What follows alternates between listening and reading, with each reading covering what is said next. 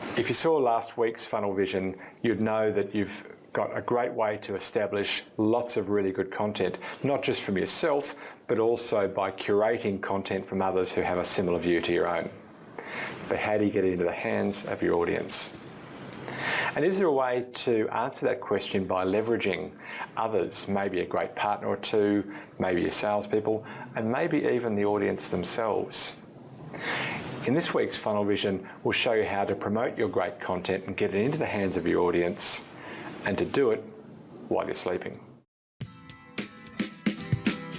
Funnel Vision is brought to you by Math Marketing, creators of the Funnel Plan. Math Marketing is the source of the 1, 2, 3 of B2B. First, more is more.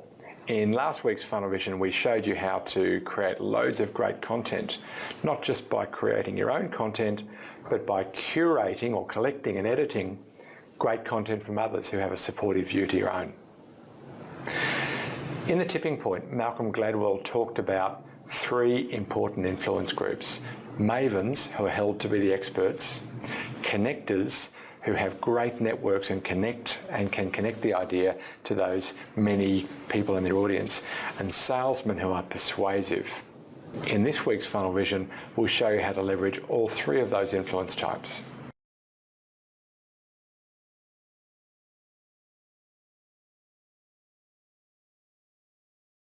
Social media can be a great way to share content, not just with a broader audience, but also in the medium that they prefer to consume the message. It also allows for the proper social interaction. A lot of us use social media as a kind of a one-way broadcast.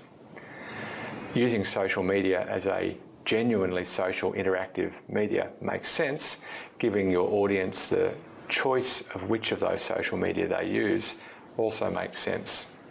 The problem for us as marketers, of course, is that it's time consuming. That's why in last week's blog I made mention of buffer. Now, you recall from the blog that I mentioned that buffer is a great way for not only putting in your own content, lots of it, but also encouraging others in your team to do the same thing.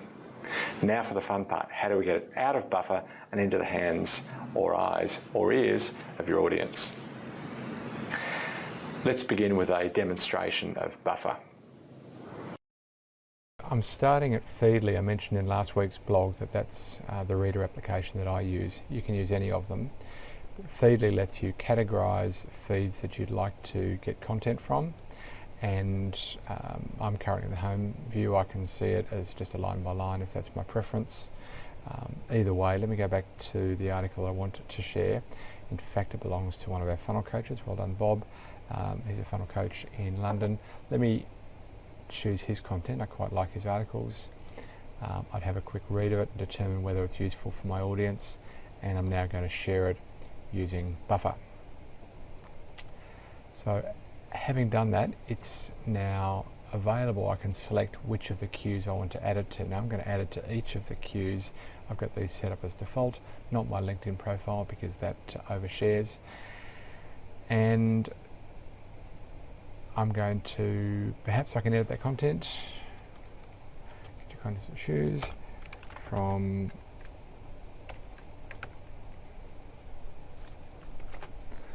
can't type to save myself.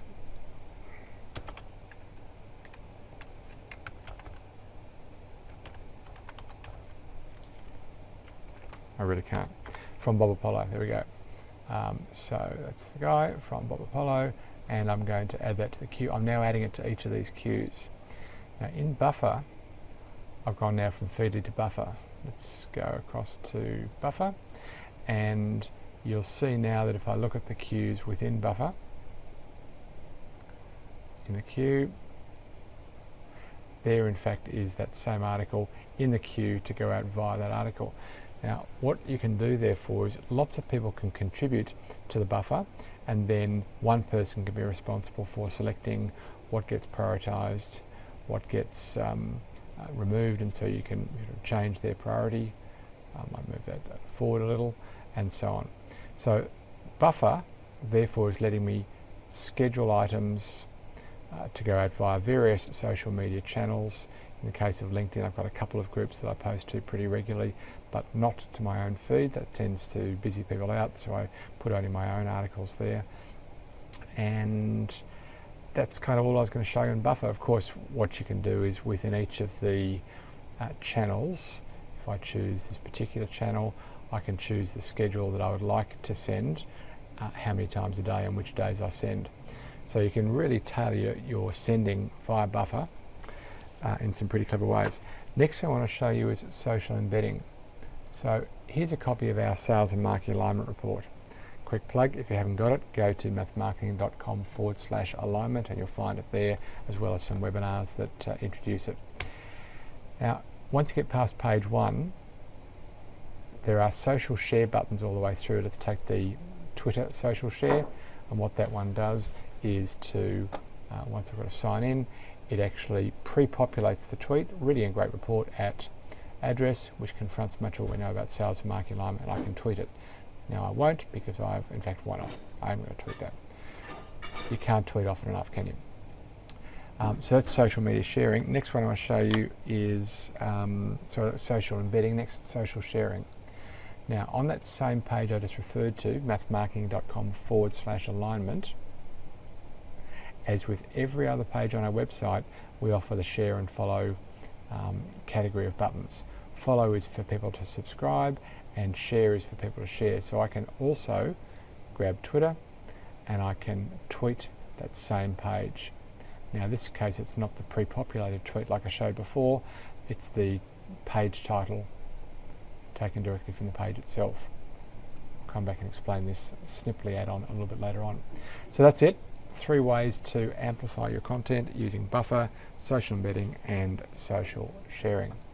But what's the value of sharing other people's content? I mean, aren't you actually taking people away from your site and sending them off to another? Well, the answer is no. Firstly, they're not on your site.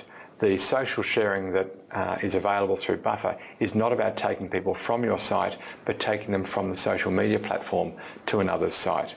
So you're not really losing them at all, but neither are you gaining them. So what's the real benefit? Twofold. Firstly, by giving your audience more of what they need, they have less of a need to go to others who have different views than yours, even contradictory views than yours, for their content. So giving your audience more means they can stay with you for longer and you can be a little bit more in control. The second one though is we can actually bring them back to your site from the social media. Let me show you how we use Sniffly to do that. Now Sniffly, this is a clever little tool. Let's say, I'm on a math marketing page here, but let's say you're not math marketing, but you'd like to share this page with your market. But ideally you'd like to bring them back home again as well. So if you use any of our social share features, or you simply grab the URL and go to your favourite platform, I'm going to use Twitter as my example here, but you could use any social media platform. Clearly you're sending them to our site, thank you so much for doing that, but you're not getting them back. Now let me show you the way we use Sniffly. Now again, what I'm about to do doesn't matter whether we use the share features of the site in question or not. I'm going to, just because I'm lazy, and click on tweet. Now watch what happens.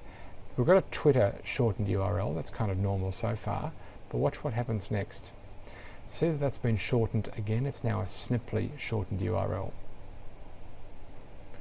Now, sales and marketing alignment. Now, what happens is that if we go to that URL,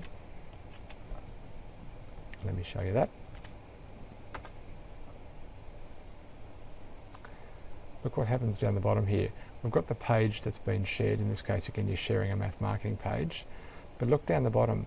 This is your pervasive message, and I just can't get rid of it. As the viewer of this content, I can view anything I want, I can navigate around, but your ad stays down the bottom.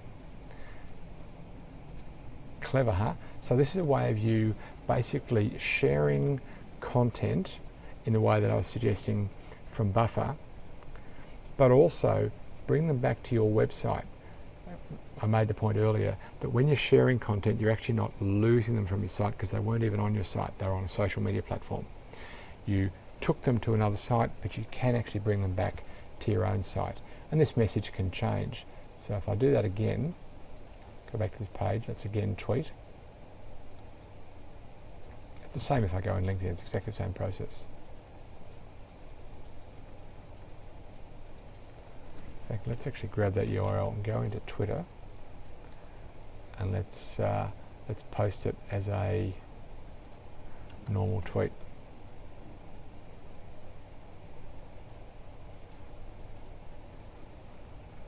Twitter's thinking about this. There we go. Now your link has been snipped. Now I can edit that snip, so it's the same process, but now I can actually edit the snip. This is the message from Hugh, and that's the URL that we're going to. Now I can change that, and then all future snips will go to somewhere different. Clearly I'm not going to on this occasion, but you get the idea. We can now share content to our social media followers, but actually bring them back to our own website. Email still works as a communication medium. We use two at Math Marketing. The first is the blog subscription itself. It's anonymous, and we allow people to just put in their email address. We don't have any other details on them, but as soon as we post any new blog, it gets sent automatically and immediately out to them. The other one is Funnel Vision Monthly. Now with the monthly, we spend a bit more time editing it. We choose the best of the articles through the month, we produce it and put it into a coherent theme, and we add to that a digital asset or two at the end. So we've got multiple blogs being promoted through the Funnel Vision Monthly, as well as one or another of our digital assets at the end. Now we're still getting around, there's a kind of well-worn rule of 20-20, 20% open rate and 20% click-through rate. We're getting that average broadly across our clients, but some of our clients are getting much better than that, generally where they're dealing with a niche and where their content is really, really powerful. And so those that argue that email is dead as a medium, I would argue they don't have the facts behind them. Certainly for our customers, they're still finding email to be a very powerful medium. What about your salespeople though? I would argue that you want to be very careful to not try to control what your salespeople do. It'll be frustrating for both of you, it simply won't work. Instead, enable them, empower them. A salesperson wants to be able to choose what they send, to whom they send it, and when they send it. So give them a tool or tools that let them do that. Now we use Postwire, and I'll show you in a second a demonstration of Postwire. I'm a massive fan of it because it lets us do three things. Firstly, it lets marketing help sales by putting all of the useful content, our own content and others' content, into the hands of the salespeople. Secondly, it lets the salesperson, with just a couple of clicks, create a professional, personalised landing page for the company or the person that they want to send that content to. Makes them look really polished. And the third thing it lets them do is that it lets them react immediately. So as soon as the audience, the individual that the salesperson has sent this content to views the content, there's an immediate email back to the salesperson letting them know. I find it to be a very powerful tool, not just for salespeople, but for marketing, to help salespeople send out messages when they want, to whom they want, but on brand. By controlling the library available, of course the salespeople can still send other stuff, but if you make it really easy for salespeople to choose your stuff, they will. Let me show you how we do it in Postwire. I'm on the Postwire homepage now, having logged in, and their context is pages, so everything is a page. One of those pages I've made a favourite, and it's full of testimonials. So if I'm a sales guy, often I want to use testimonials and case studies. Each of these testimonials though are clustered into groups. So if I'm looking for testimonials, say from our smaller clients, here's a collection of testimonials. There's a video, there's some printed magazine case studies, there are some written testimonials acquired via other means. And collectively they're the testimonials that I have for small, medium business. Now I can grab select of those and I can repost it to a new page. Let's create a new page in this instance. The new page is, this is where I'd put the company name and something that I would want to put in there as a description. I can then share that I've got a single article. Maybe I actually want, before I share it, to grab another article from the Postwire collection, or I can upload a new piece of content, or I can just link to a page. So maybe as a sales guy, I love the fact that marketing's given me this great library of testimonials, but frankly, there's just a page I want to share. I don't need to make it complicated. So now as sales person, I can individually choose what content I want to share from library created or curated by marketing, as well as from an article that I'd like to add in myself. In this case, it's a web page. I can call it whatever I want to call it, and then I can add any text that I want to add. When I share that, by putting in the name of the person, I put it in here, create a message, and I can either make them a viewer of that content, which I normally would, or a contributor to that content if they're a colleague, or if we're collaborating around this content. Why am I showing you all of that?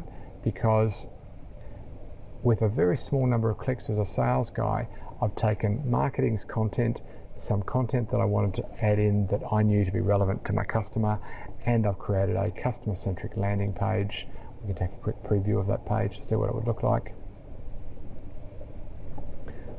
The company name would appear there, and this is what the customer's going to see when I share that page, together with my own profile. The minute my customer views any of the content on that, as a salesperson, I get an email to let me know. I think Postwire is a fantastic tool for marketing to both help sales as well as to somewhat manage the content that sales chooses to use, consistent with last week's blog. Hope you find that useful. If the content that you've created, not so much the curated content, but if the content that you've created is good for your audience, then it's probably good for others' audiences also. So make it easy for people to share your content. This year we teamed up with Marketo in our sales and marketing alignment report, and Marketo helped us to gain an audience for the survey data and then to promote the ebook itself. By teaming up with Marketo, we were able to take advantage of their broader reach, a reach broader certainly than we could have gained on our own. So consider teaming up with others to take your message to market. In a moment or two, we'll show you how we do that in Funnel Plan. But first, we're going to do two things. Firstly, we'll share the conclusion and answer the question that we posed at the top of today's show. And we'll invite you to share this blog. But let's get to that conclusion first. Here are my 7 ways to promote your B2B content widely. Firstly, amplify your amplification. Take your key content, your white papers, your videos, the big pieces, and amplify them by using multiple blogs. Create more than one blog to promote each digital asset. Secondly, amplify each of those blogs with a microblog. So if you write, let's say, 5 or 10 blogs for each key white paper, then you might have 5 or 10 microblogs, aka social media posts, for each of those blogs. That way you're going to be getting your message out maybe as many as 100 times for a single white paper. Secondly, present your key content at seminars. That's kind of self-evident, but let seminar organisers know that you've got this great content and message to share. Much easier, of course, if your content is research-driven. Thirdly, find a co-marketing partner and have them share the load. Fourth, enable content for your sales team using Postwire. Fifth, make it easy for readers to share with their network, and that means putting embedded social shares inside your white papers. If you're unfamiliar with that, take a look at our alignment research report and look at the embedded social shares inside there. And also shares on the site. For each of the blog articles, make sure that you make it really easy for your audience to share that particular blog with their audience. Sixth, have marketing promote your content broadly through Buffer. So that way you can have multiple social media channels receiving your key messages. And finally, bring them back to your site using Sniffly. If you enjoyed this week's show, then likely you have colleagues who would also. Can I ask you to invite a colleague or two to subscribe to get either our blog, Funnel Vision comes out twice a week, or our Funnel Vision Monthly, which is an editor's grab of the best articles from the previous month. You can send your colleague a recommendation that they visit mathmarketing.com/blog and select one of those options now. They can also subscribe to the YouTube channel to get their updates. Okay, so here's how we do this in the funnel plan. Remember from last week's show that we showed you problem choice, the importance of choosing the right problem, and that from that come the causes, triggers and consequences. We also showed that the content that we were talking about creating and curating plays its hand both in positioning and in recycling. Well, let's add a few new tactics in here to reflect that. Certainly we need to be promoting the content through multiple social media channels using buffer. We need to be speaking at conferences on the same topic.